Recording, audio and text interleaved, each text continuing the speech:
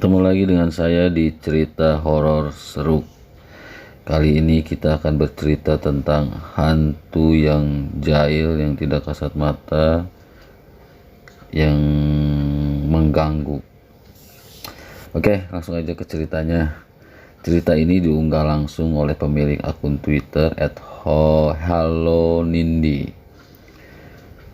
dalam sebuah tweet yang panjang. Disebutkan juga bahwa cerita ini merupakan kejadian pribadi yang menimpa teman SMA-nya yang bernama Ima. Jadi ini cerita tentang kisah nyata ya yang dialami oleh Ima. Oke, langsung aja ke ceritanya.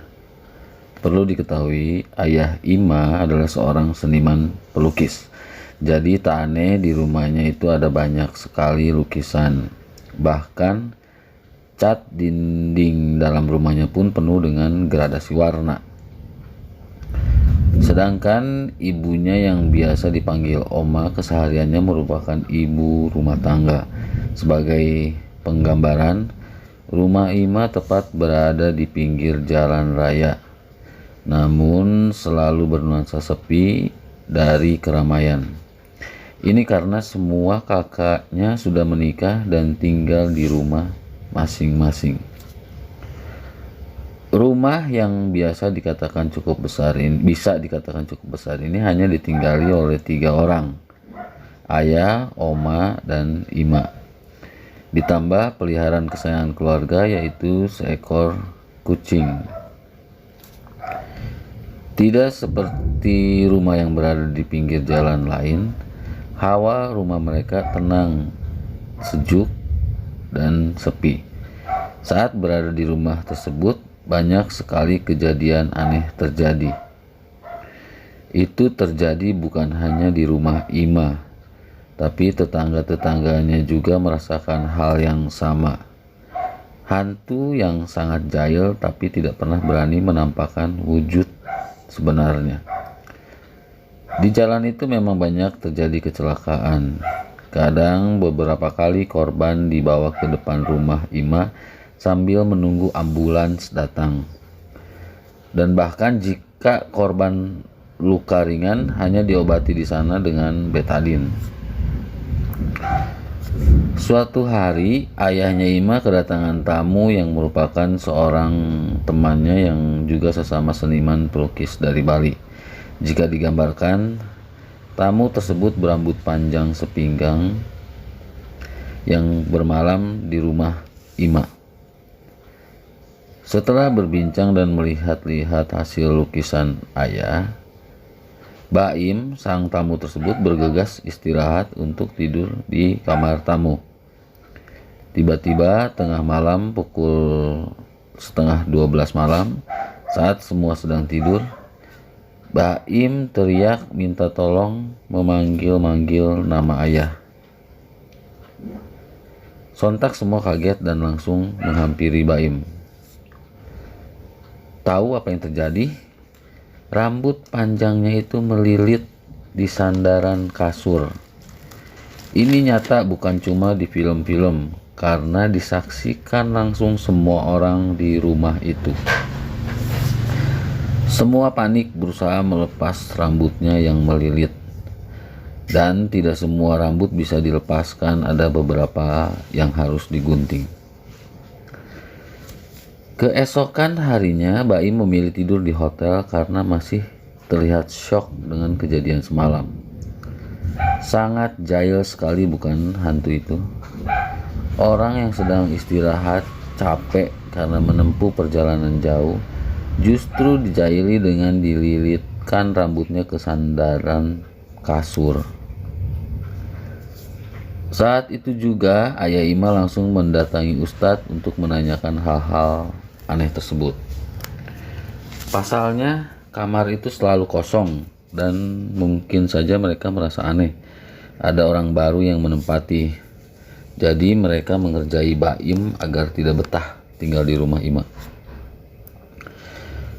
Malamnya di ruang TV, Ima mendengar seperti ada orang yang bilang tung tung berulang-ulang. Malam itu Ima tak bisa tidur karena ketakutan. Akhirnya dia menumpuk bantal menutupi telinganya. Kebiasaan menutup telinga sebelum tidur pun menjadi rutinitas dia sampai sekarang. Kejadian aneh itu ada setiap mulai jam 11 malam ke atas. Keluarga Ima jam 8 malam sudah di kamar masing-masing dan tidak ada aktivitas lagi di ruang apapun. Tiba-tiba malam itu ada yang buka tutup pintu garasi. Ayah langsung mengecek keluar rumah, memastikan siapa yang berani tengah malam memainkan pintu garasi. Setelah dilihat ternyata tidak ada orang, apalagi pintu garasi yang sudah digembok mana bisa dibuka tutup oleh seseorang.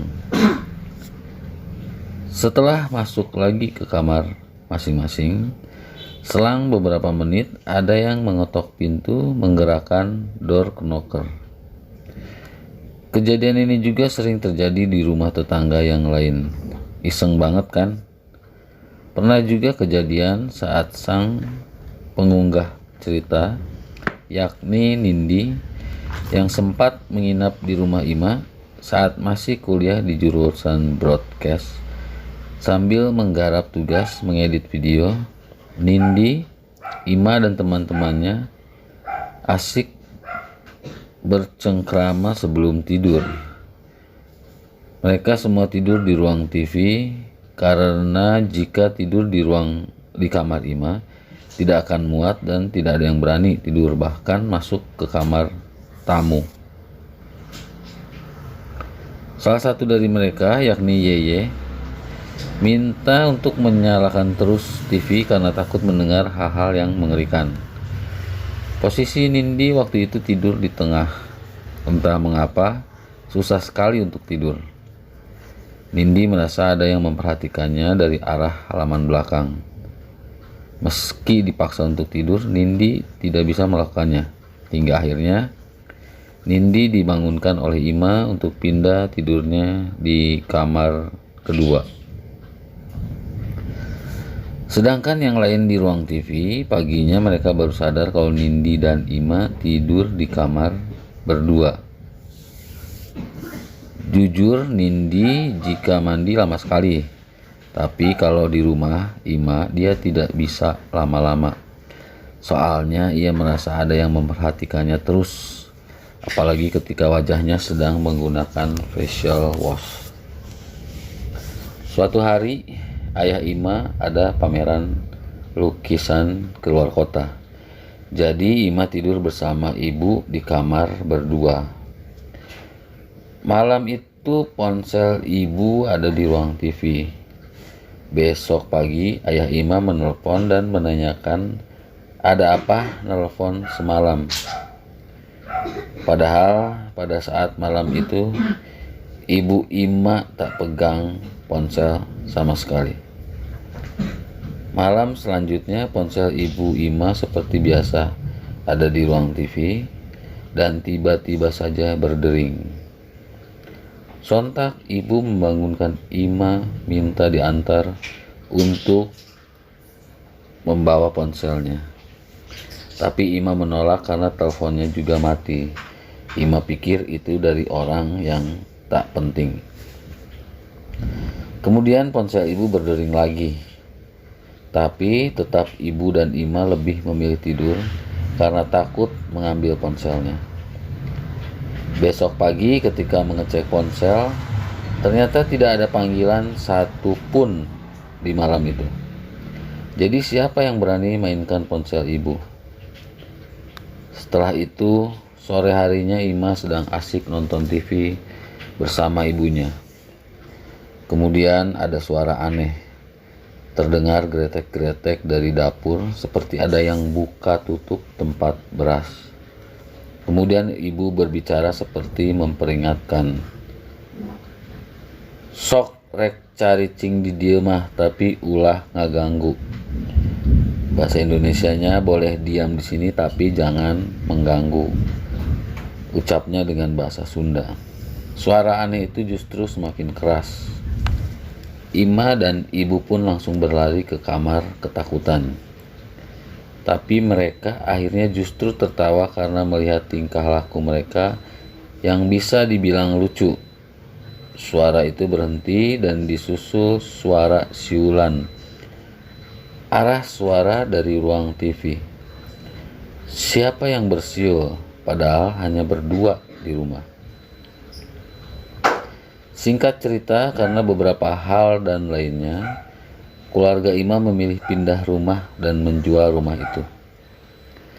Setelah seharian packing barang-barang untuk pindahan, Ima tidur di kamar berdua bersama ibunya dan ayahnya tidur di kamar sendirian. Malam itu pukul 11, tiba-tiba ada suara seperti pilok yang sedang dikocok-kocok di ruang TV. Ibu Ima pun membangunkan Ima, mengajak untuk pindah ke kamar 1 karena suaranya berulang semakin keras. Saat keluarga keluar kamar ingin pindah ke kamar 1, tiba-tiba toples yang sudah dibereskan di dalam keranjang besar berhamburan seperti dilempar-lempar. Benar saja besoknya berantakan sekali, seolah mereka seperti memberikan salam perpisahan pada Ima dan ibu. Lebih lanjut, kabarnya rumah tua tersebut sudah dibeli oleh seorang pengusaha. Rumah itu tidak ditempati untuk tinggal, sesekali dipakai hanya untuk rapat saja. Rumah jadi terlihat tidak terawat dan semakin menyeramkan. Baru-baru ini Ima dapat kabar dari temannya yang kebetulan tinggal dekat dengan rumah Ima yang lama. Suatu hari kakeknya, sebut saja Pak Aki, sedang mencari belut di sawah. Nah, ceritanya Aki ini merasa kelelahan dan memutuskan istirahat di depan rumah kosong itu. Rumah Ima maksudnya. Aki meluruskan kakinya sembari bersandar dan sesekali topinya dikipas-kipas. Tiba-tiba Aki dikagetkan dengan kepala yang tiba-tiba muncul dari kamar tamu sebelah, seolah sedang memastikan ada siapa di depan rumah. Aki merasa heran, rumah kosong tapi ada orang. Selang beberapa menit Aki melihat seorang wanita keluar dari kamar 1, lari kecil menuju dapur. Sontak Aki kaget dan tak berpikir ke hal yang mistis. Yang Aki takutkan ada yang melakukan tindakan mesum di dalam. Seketika Aki langsung laporan ke tetangganya yang memiliki usaha bengkel. Kebetulan tetangganya dititipi kunci pintu belakang rumah tersebut. Kemudian mereka masuk untuk mengecek ke setiap ruangan dan ternyata tidak ada siapa-siapa.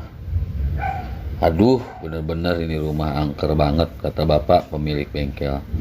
Begitu cerita rumah tua yang sempat ditinggali Ima dan keluarga.